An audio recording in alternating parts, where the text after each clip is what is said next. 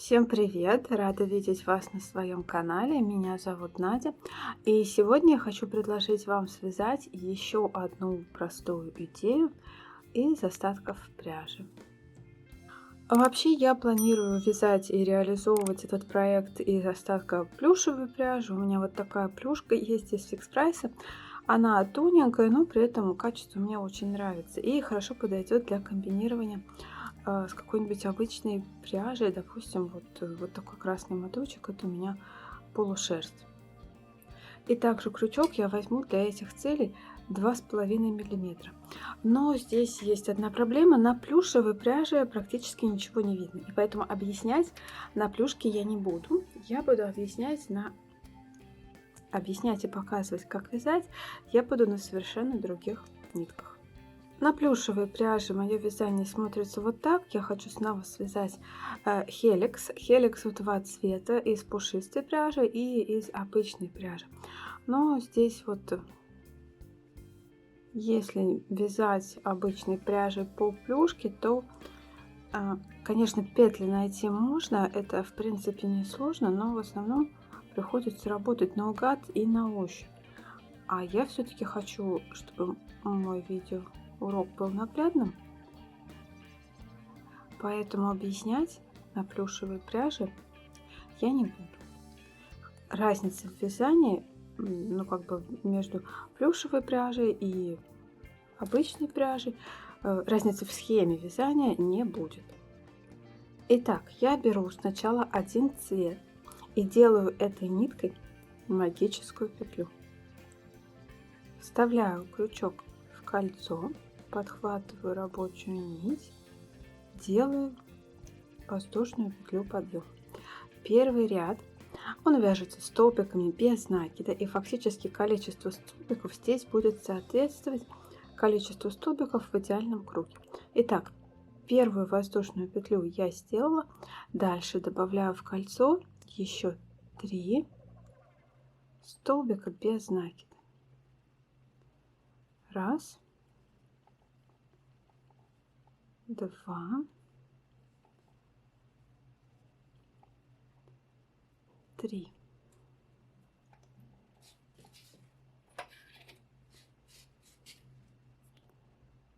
Теперь немножко эту ниточку вытаскиваю и повешу на нее маркер, чтобы ничего не распустилось. Вот так должно получиться. Дальше беру второй цвет. У меня это вот такой голубой. Вставляю крючок в кольцо, подхватываю голубую нитку. На белую нить я вообще не обращаю внимания. Делаю воздушную петлю и добавляю снова 3 столбика без накида. Раз,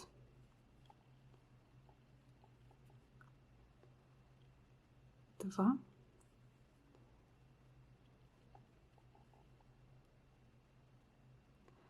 три. И снова вешаю маркер на открытую голубую петлю. Вот так. Затягиваю магическую петлю, и тем самым у меня получается сделан первый ряд. Он будет состоять из двух цветов: белый и голубой. Здесь, если посчитать вверху, раз, два, три, 3 белых косички, и если посчитать раз, два, три, 3 голубых косички. То есть фактически мы сделали 6 петель для первого круга. 6 петель делается и при вязании круга в один цвет. Здесь еще есть подъемные петли, но подъемные петли в счет не будут входить, потому что вязать мы будем по спирали. И метод, которым я буду вязать, он так и называется: хеликс, что означает спираль. Итак, возвращаюсь к первой ниточке, к белому цвету, и начинаю второй ряд. Во втором ряду каждую петлю нужно удвоить, то есть делаю 3 прибавки каждым цветом. Сначала белый. Итак,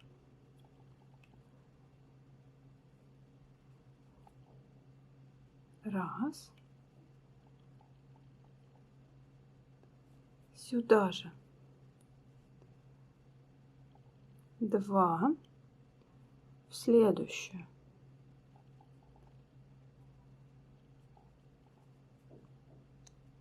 раз, сюда же 2 и в следующую,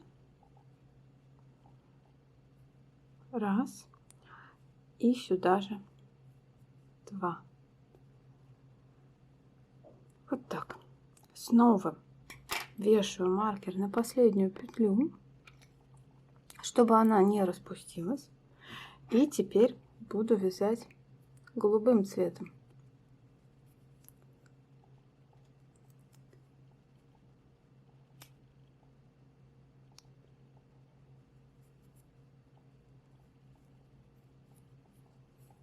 Так.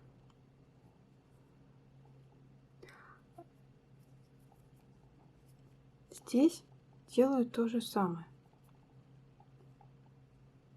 3 столбика, 3 прибавки столбиков без накида. Вставляю вот крючок под первую белую косичку кромочную.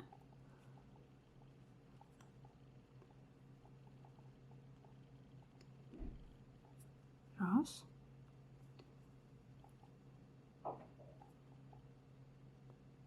Два. Второй раз. Раз. Два.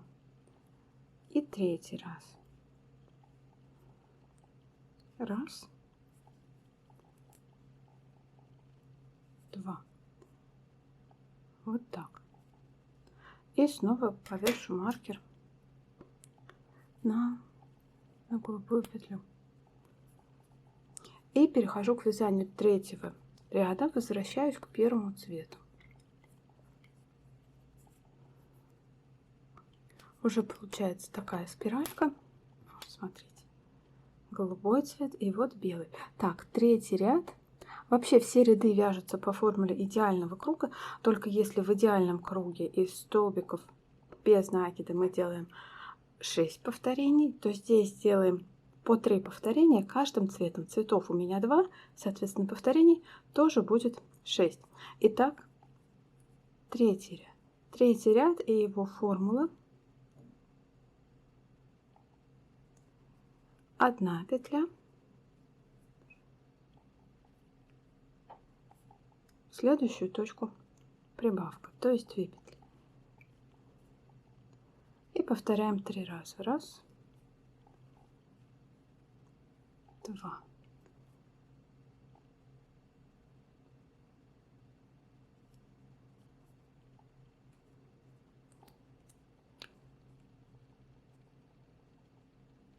одна петля,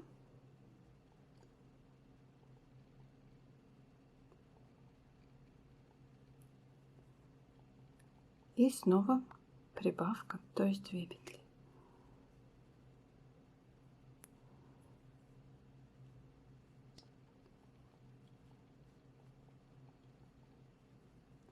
И опять 1 петля и прибавка, то есть 2 петли. Раз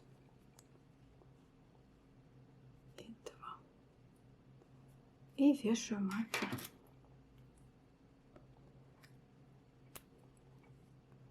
для закрепки. И перехожу к голубому цвету.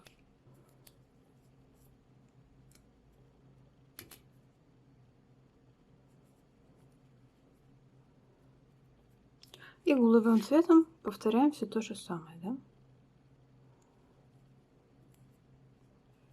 1 петля и дальше 2 петли.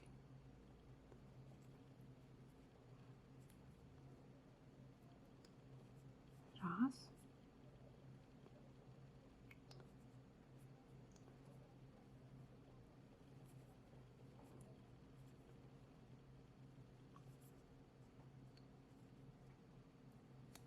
И снова 1 петля и 2 петли.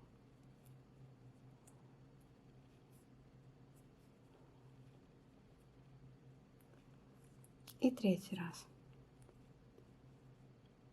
1 петля и 2 петли.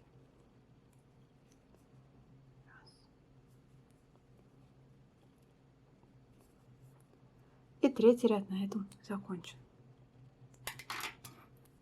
Четвертый ряд, белый цвет. Опять возвращаюсь к формуле идеального круга. Здесь также я не делаю прибавки одна на другую. Вот была прибавка в предыдущем ряду. И поэтому раппорт в четвертом ряду будет таким. Прибавка, 2 одиночных петли. То есть для того, чтобы не получить углы, здесь точно так же нужно помнить про вот это смещение. 1, 2, это прибавка.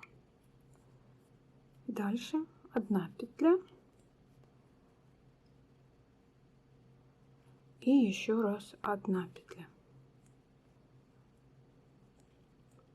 И снова повторяю. 1, 2, 1 петля.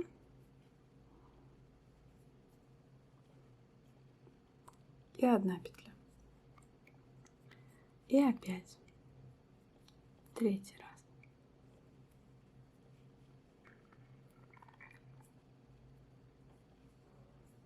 1,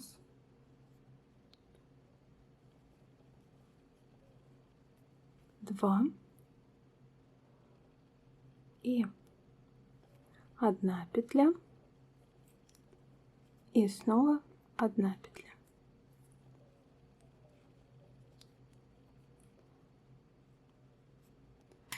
Вешаю маркер.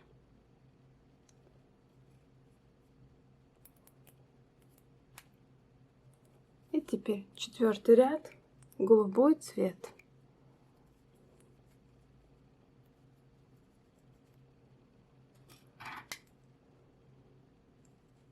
Здесь точно такой же раппорт. Здесь вот нужно четко считать, где остановиться, либо опять-таки использовать маркер. Итак, начинаю с прибавки, да?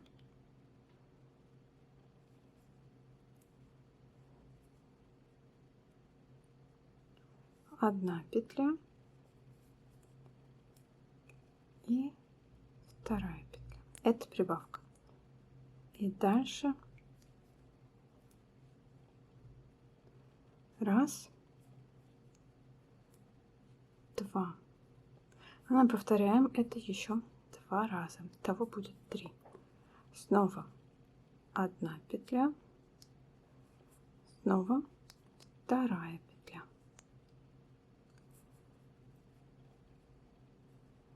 1, 2. И последний раз. 1 петля.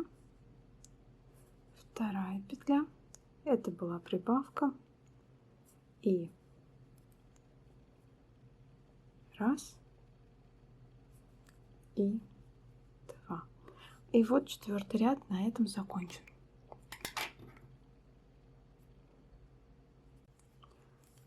Возьмите еще один маркер, третий маркер, которым отмечайте первую, точнее последнюю петлю первого цвета. Вот так. Теперь все в маркерах. И снова продолжаю вязать. Так, 5-й ряд будет вязаться по формуле. 1 петля, 2 петля, дальше прибавка, 1, 2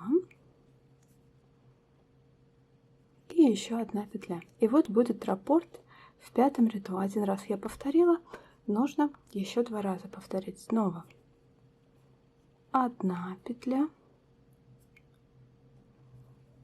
2 петля, прибавка, 1, 2 и снова 1 петля. Ну и последнее повторение. 1 петля, 2 петля, снова прибавка,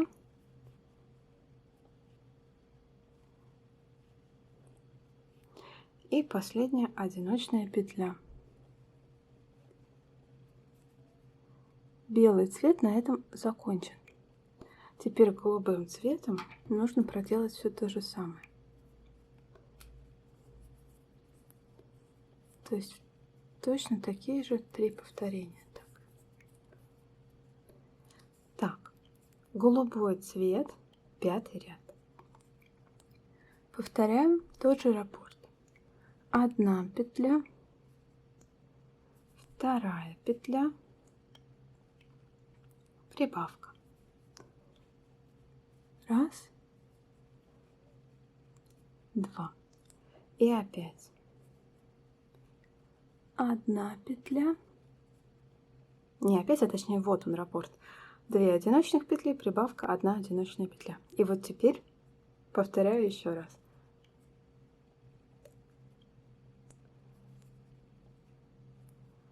Одна петля, 2 петля, и вот сюда делаю прибавку.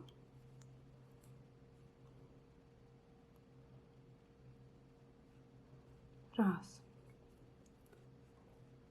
2, и заканчиваю раппорт. Одиночная петля. И опять 1 одиночная петля, 2 одиночная петля,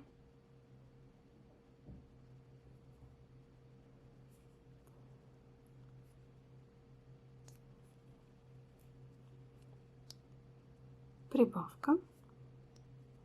1, 2 и последняя одиночная петля. Видите, маркер он четко обозначил окончание 2 цвета. Поэтому, если вы каждый раз путаетесь, ой, где закончить 2 цвет, вот, то используйте 3-й маркер. Да? Всего вам потребуется 2 маркера. Всего вам потребуется 3 маркера, конечно же. Первые 2 маркера, они будут закрывать петли каждого цвета. И вот последний маркер, он будет обозначать начало и конец 1 цвета. Потому что 1 цветом мы вяжем по 2 цвету, здесь как бы все очевидно. А вот когда вяжем 2 цветом, здесь вот лучше использовать маркер. Опять переставляю вот этот маркер вот сюда, на последнюю петлю белого цвета. И вяжу 6-й ряд. Смотрите, в своей плюшке я связала 13 рядов. Дальше я рассказывать про ряды не буду, думаю, здесь все очевидно. Вяжу по схеме идеального круга, делаю 3 повторения раппорта каждым цветом, потому что у меня только 2 цвета сейчас участвуют в вязании. Я вам просто распишу сам раппорт, само это повторение до 13 ряда. Ну, я думаю, так все очевидно. Здесь вот у меня связано 13 рядов. После того, как 13 рядов связано, получается вот такая вот плюшка двуцветная, тоже спираль. Здесь видно один цвет, переходит в другой цвет. Да? И здесь я продолжаю вязать, я перехожу на стеночки, соответственно, бросаю делать прибавки, а основной принцип сохраняется. Полкруга вяжу одним цветом, полкруга другим цветом. Здесь у меня получается, если 13 рядов, то в половине круга у меня 39 петель. Можно считать, можно использовать маркер. Давайте повесим маркер на последнюю плюшку. Ну и просто вяжу уже без прибавок, да, просто считаю 39 петель. 1, 2, каждую петлю по столбику без накида. 3, 4, 5, 6, 7, 8, ну и так далее, вот до этого маркера. До конца красных петель я дошла. И теперь перехожу к вязанию красной ниткой по плюшевым петлям. Здесь тоже будет 39 петель вот до этого маркера. Точно так же. Раз. Два. Три. Ну и так далее, вот до этого маркера. То есть прибавок я не делаю, тем самым у меня начнут подниматься стеночки, как у самой обычной корзинки. Довязала я до конца. Смотрите, какая спираль получается. Такая мягкая, пушистая. На самом деле не чувствуется вот этой вот шерстяной нитки совершенно на ощупь. И мне кажется, человек, который да даже вяжет, не сразу поймет, что это связано в две ниточки, в два разных цвета. Можно подумать, что это какое-то такое сотканное полотно. Смотрите, какая у него изнанка. Здесь тоже все аккуратно. Один цвет плавно перетекает в другой, никогда они не пересекаются, никаких стыков и переходов здесь нет, и все получается очень аккуратно. За все я очень люблю этот метод Helix. Дальше нужно вот здесь вот будет сомкнуть ряды, когда заканчивается один ряд, когда у вас нити разных цветов стоят друг напротив друга. Здесь вот маркером я вначале отметила начало и конец ряда. Вот красная нитка у меня пришла к маркеру, соответственно белая нитка стоит напротив нее, они являются друг другу противолежащими, и получается, что один ряд целиком у меня сейчас закончен. Обрезаю ниточки.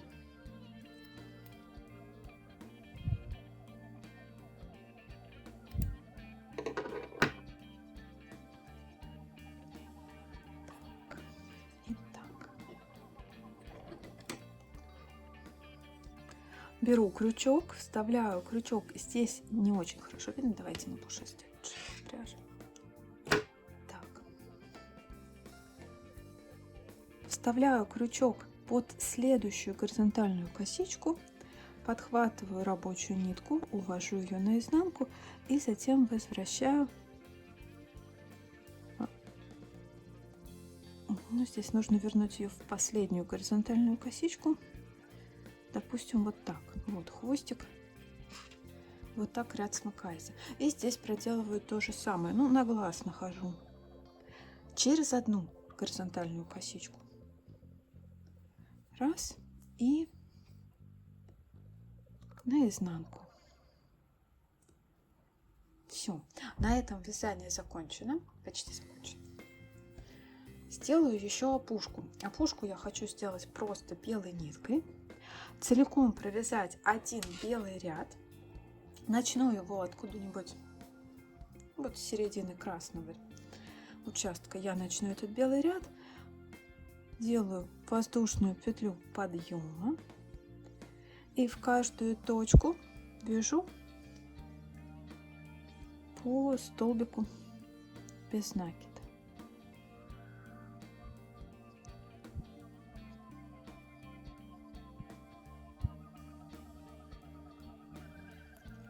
Дохожу до завершения красного участка, провязываю столбики без накида. Здесь вот у меня красный хвостик, его начинаю ввязывать в этот пушистый ряд, когда я перехожу на обвязку плюшевых петель. Да? Здесь плохо видно, но стараюсь сделать один столбик без накида над каждым столбиком предыдущего ряда. И красный хвостик постепенно ввязывается в этот ряд.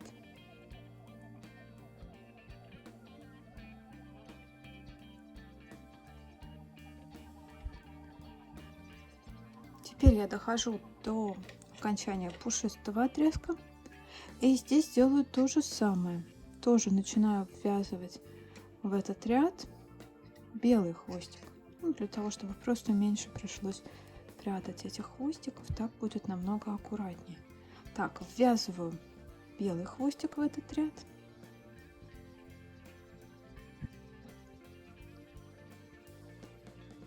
Дохожу до конца ряда.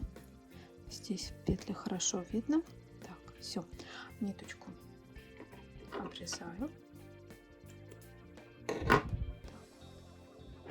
И точно так же смыкаю этот ряд, вставляю крючок под первую горизонтальную петлю.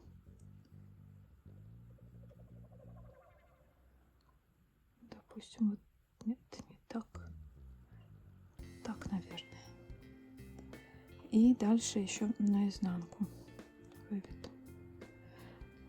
Вот эти начальные хвостики тоже нужно спрятать в белом пушистом ряду. Лучше развести их в разные стороны.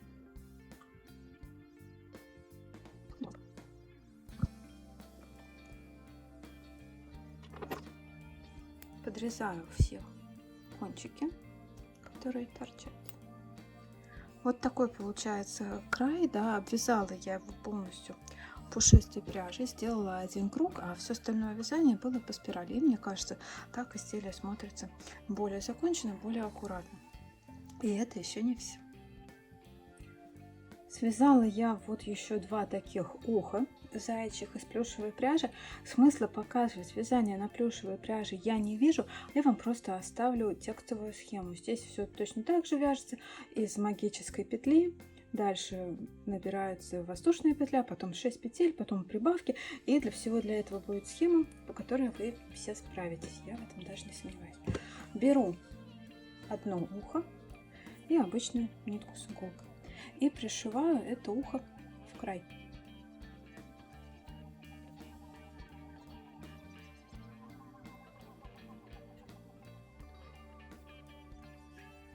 Делаю узелочек.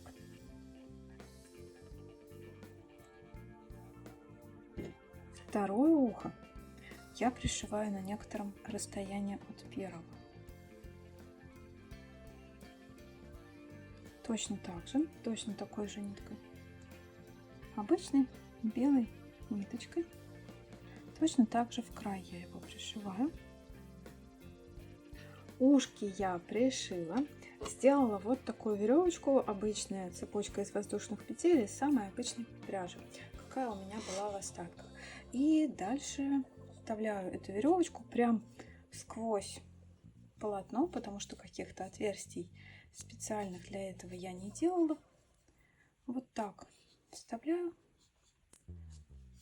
по периметру.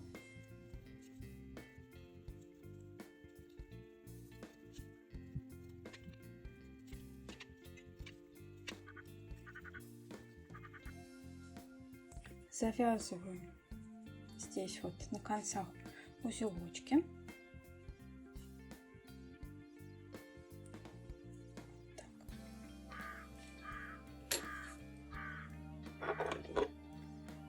Подрезаю хвостики почти под корень.